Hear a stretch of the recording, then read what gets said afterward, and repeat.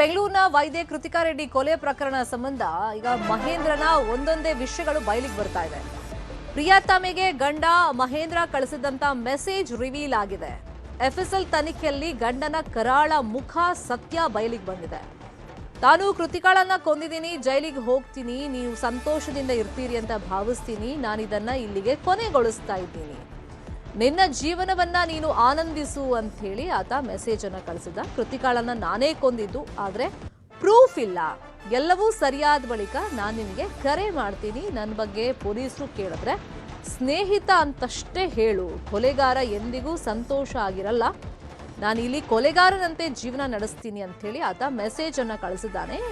Phone ಪೇನಲ್ಲೂ ಕೂಡ ಈ Mahendra ಪ್ರಿಯತಮೆಗೆ message ಅನ್ನ ಕಳಿಸಿರೋದು ಗೊತ್ತಾಗಿದೆ. ಮಹೇಂದ್ರ ರೆಡ್ಡಿ, ನಾನು ಶೀಘ್ರದಲ್ಲೇ ಹೋಗಿ ನನ್ನ ಹೆತ್ತವರಿಗೆ ಮತ್ತು ಅವಳ ಹೆತ್ತವರಿಗೆ ಹೇಳ್ತೀನಿ, ನನ್ನ ಬಳಿ ಪುರಾವೆಗಳಿಲ್ಲ, ಆದರೆ ನಾನು ಕೃತಿಕಾಳನ್ನ ಕೊಂದಿದ್ದೀನಿ, ನಾನು ಕಂಬಿಗಳ ಹಿಂದೆ ಹೋಗ್ತೀನಿ, ಆಗ ನೀವು ಸೇರಿದಂತೆ ಎಲ್ಲರೂ ಸಂತೋಷವಾಗಿರ್ತೀರಿ ಅಂತ ಭಾವಿಸ್ತೀನಿ, ನಾನಿದನ್ನು ಇಲ್ಲಿಗೆ ಕೊನೆಗೊಳಿಸ್ತಾ ಇದ್ದೀನಿ, ಹೋಗಿ ನೀನು ನಿನ್ನ ಜೀವನವನ್ನು ಆನಂದಿಸು, ನೀನು ನನ್ನನ್ನು ಬಯಸಿದಂತೆ ನಾನು ಸಂತೋಷದಿಂದ ಬಾಳ್ತೀನಿ, ಹಾಗೂ ಆ ದಿನ ನೀನು ನನ್ನನ್ನು ಬಯಸಿದಂತೆ ಸಾಯ್ತೀನಿ, ಕೊಲೆಗಾರ ಎಂದಿಗೂ ಸಂತೋಷವಾಗಿರೋಲ್ಲ ಮತ್ತು ನಾನಿಲ್ಲಿ ಕೊಲೆಗಾರನಂತೆ ನನ್ನ ಜೀವನವನ್ನು ನಡೆಸ್ತೀನಿ ಅಂತ ಪ್ರೇಯಸಿಗೆ ಮೆಸೇಜ್ ಅನ್ನ ಮಾಡಿದಂತೆ ಸದ್ಯ ಸುಮಾರು 10.34 ಲಕ್ಷಕ್ಕಿಂತ ಹೆಚ್ಚು ಡಿಜಿಟಲ್ ಫೈಲ್ಗಳನ್ನು ಪೊಲೀಸರು ಹೊರಗಡೆ ತೆಗೆದಿದ್ದಾರೆ.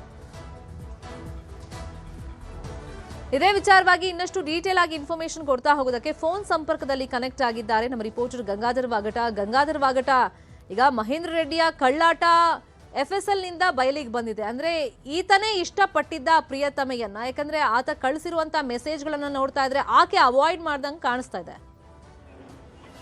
ಶ್ವೇತಾ ಶೆಟ್ಟಿ, ಪ್ರಮುಖವಾಗಿ ಡಾಕ್ಟರ್ ಕೃತಿಕಾ ರೆಡ್ಡಿಯ ಕೊಲೆ ಪ್ರಕರಣ ಇದೆ, ಇದು ತನಿಖಾ ಹಂತದಲ್ಲಿ ಬೇರೆ ಬೇರೆ ಆಯಾಮವನ್ನ ಪಡ್ಕೊಳ್ತದೆ. ಅದೇ ಒಂದು ಸಂದರ್ಭದಲ್ಲಿ ಈ ಆರೋಪಿ ಪತಿ ಏನಿದ್ದಾನೆ ಆತನ ಕೃತ್ಯ ಮತ್ತೆ ಮಹೇಂದ್ರ ರೆಡ್ಡಿಯ ಆ ಒಂದು ಬಂಡವಾಳ ಏನಿತ್ತು ಅದೆಲ್ಲವೂ ಕೂಡ ಸಾಕ್ಷ್ಯಗಳ ಮೂಲಕ, ಟೆಕ್ನಿಕಲ್ ಎವಿಡೆನ್ಸ್ ಮೂಲಕ ಬಟಾ ಬಯಲಾಗ್ತಾ ಇರುವಂತದ್ದು. ಈ ಮೂಲಕವಾಗಿ ಇತ್ತೀಚಿನ ದಿನಗಳಲ್ಲಿ ಆತನ ಮೊಬೈಲ್ ಅನ್ನ ರಿಟ್ರೀವ್ ಕಳಿಸಿದಂತಹ ಸಂದರ್ಭದಲ್ಲಿ ಎಫ್ಎಸ್ಎಲ್ ನಿಂದ ಕೆಲವೆಲ್ಲ ಕೂಡ ಆತನ ಮೊಬೈಲ್ ಇಂದ ರಿಟ್ರೀವ್ ಆಗಿದೆ. ಆ ಸಂದರ್ಭದಲ್ಲಿ ಆತನ ಮತ್ತೊಂದು ಕರಾಳ ಮುಖ ಕೂಡ ಬೆಳಕಿಗೆ ಬಂದಿರುವಂತದ್ದು.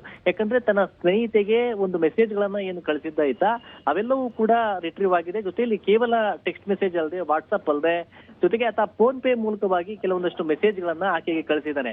ಈ ಮೂಲಕವಾಗಿ ಒಟ್ಟು ಆಕೆಗೆ ಒಟ್ಟಾರೆ ಮೊಬೈಲ್ ಅಲ್ಲಿ 10.30 ಲಕ್ಷಕ್ಕಿಂತ ಹೆಚ್ಚು ಡಿಜಿಟಲ್ ಫೈಲ್ ಗಳನ್ನ ಈಗ ಎಫ್ಎಸ್ಎಲ್ ಸೆಲೆಕ್ಟ್ ಮಾಡಿದೆ. ಜೊತೆಗೆ 485 ಈತ ಚಾಟ್ ಗಳನ್ನ ಏನ್ ಮಾಡಿದ್ದ ಅವೆಲ್ಲ ಕೌಂಟ್, ಒಂದೊಂದು ಮೆಸೇಜ್ ಎಲ್ಲ ಕೌಂಟ್ ಮಾಡ್ಕೊಂಡ್ರೆ 485 ಫೋನ್ ಪೇ ಚಾಟ್ ಗಳನ್ನ ಕೂಡ ಅದನ್ನ ಕೂಡ ಸಂಗ್ರಹ ಮಾಡ್ಕೊಂಡಿರುವಂತದ್ದು.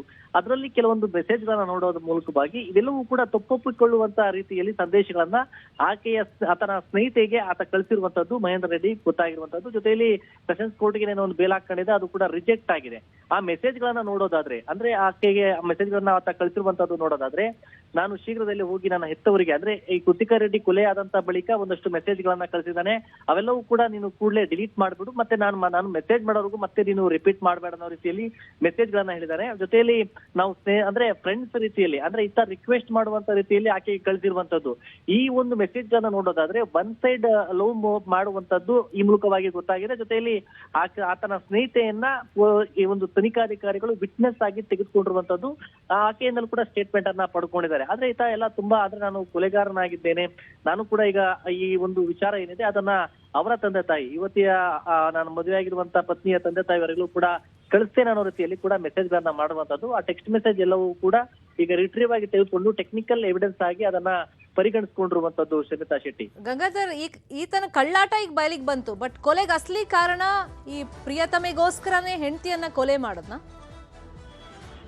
ಶ್ವೇತಾ ಶೆಟ್ಟಿ, ಪ್ರಮುಖವಾಗಿ ಪೊಲೀಸರ ತನಿಖೆಯಲ್ಲಿ ಅಂದ್ರೆ ಆತ ಹೇಳುವಂತದ್ದು, ಅಂದ್ರೆ ಆ ಮಹೇಂದ್ರ ರೆಡ್ಡಿ ವಿಚಾರಣೆಯ ಸಂದರ್ಭದಲ್ಲಿ ಹೇಳೋದು, ಆಕೆಗೆ ಅನಾರೋಗ್ಯದ ಸಮಸ್ಯೆ ಇತ್ತು, ಅದನ್ನ ಮುಚ್ಚಿಟ್ಟು ನನ್ನ ಜೊತೆಯಲ್ಲಿ ಮದುವೆ ಮಾಡಿದ್ರು ಅಂತ ಆ ಒಂದು ನೆಪಕ್ಕೋಸ್ಕರ ಆ ಒಂದು ಸ್ಟೋರಿಯನ್ನ ಆತ ಕತೆ ಕಟ್ಟುವ ರೀತಿಯಲ್ಲಿ ಹೇಳ್ಕೊಂಡಿದ್ದ. ಆದ್ರೆ ಕುಟುಂಬಸ್ಥರೇನಿದ್ದಾರೆ, ಅವರ ತಂದೆ ತಾಯಿ ಎಲ್ಲರೂ ಕೂಡ ಇದನ್ನ ವಿರೋಧ ಮಾಡಿದ್ರು. ಯಾಕಂದ್ರೆ ಮಹೇಂದ್ರ ರೆಡ್ಡಿ ಸಂಪೂರ್ಣವಾಗಿ ಅವರು ನಂಬಿದ್ರು ಈ ಪತ್ನಿ ಕೊಲೆ ಆದ್ರೂ ಸಹ, ಅಂದ್ರೆ ಅದನ್ನ ಡ್ರಿಪ್ಸ್ ಕೊಟ್ಟು ಅದನ್ನ ರೀತಿಯಲ್ಲಿ ಒಂದು ಮೆಡಿಕಲ್ ಒಂದು ಅದನ್ನೇ ಕೃತ್ಯವಾಗಿ ಬಳಕೆ ಮಾಡಿಕೊಂಡು ಪತ್ನಿಯನ್ನ ಕೊಲೆ ಮಾಡಿರುವಂತ ರೀತಿ ಇದೆ, ಇದೊಂದು ಭಯಾನಕ ರೀತಿ ಅನ್ನೋ ರೀತಿಯಲ್ಲಿ ಕೂಡ ಒಂದು ವೈದ್ಯಕೀಯ ಲೋಕವೇ ಬೆಚ್ಚಿ ಬೀಳಿಸುವಂತ ರೀತಿಯಲ್ಲಿ ಆಕೆಯನ್ನ ಕೊಲೆ ಮಾಡಿದ್ದ. ಅದೇ ಇವೆಲ್ಲವನ್ನು ನೋಡೋದಾದ್ರೆ ಇದು ಆತನಿಗೆ ಮದುವೆಯ ವಿಷಯ ಇರಲಿಲ್ಲ, ಮತ್ತೆ ಅದೊಂದು ಬಿಟ್ರೆ ಬೇರೆ ಯುವತಿಯ ಜೊತೆಯಲ್ಲಿ ಆತನಿಗೆ ಸಂಪರ್ಕ ಸಾಧಿಸುವಂತದ್ದಾಗಿರ್ಬೋದು, ಬೇರೆ ಕಡೆ ಹೋಗ್ಬೇಕು, ಸೆಟ್ಲ್ ಆಗ್ಬೇಕು ಅನ್ನೋ ರೀತಿಯಲ್ಲಿ.